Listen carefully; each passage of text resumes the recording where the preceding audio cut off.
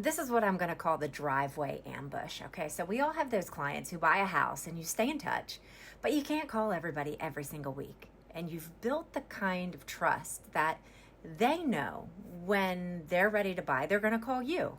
But here's what just happened. Past clients, they bought before the buyer brokerage changes. Their coworker was just bebopping around the office and saying they were going to start house hunting. So just for shits and gigs, they hopped on Zillow and they clicked a button. That's it. They clicked a button. Their information got scraped, it got sold to an agent, and then that agent reached out and said, hey, you want to see the house? And they said, sure, why not? Here's where it goes sideways. The buyer brokerage agreement was never sent ahead of time.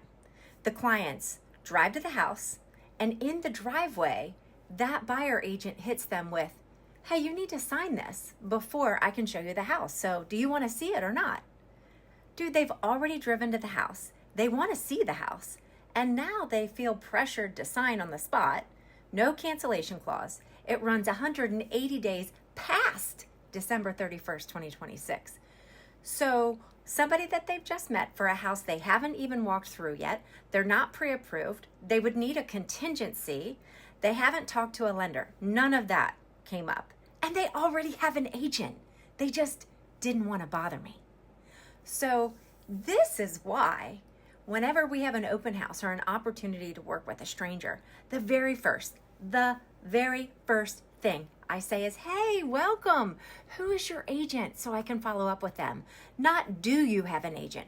Who's your agent? Because the relationship between agents matters more to me than converting a lead.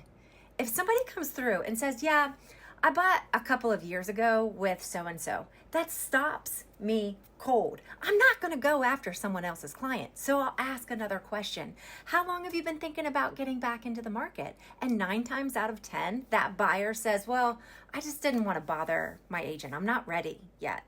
So here's the thing. Consumers don't understand that when they just wander into a showing opportunity or click a button, they can accidentally end up locked into a relationship with someone who is not the agent that they actually trust.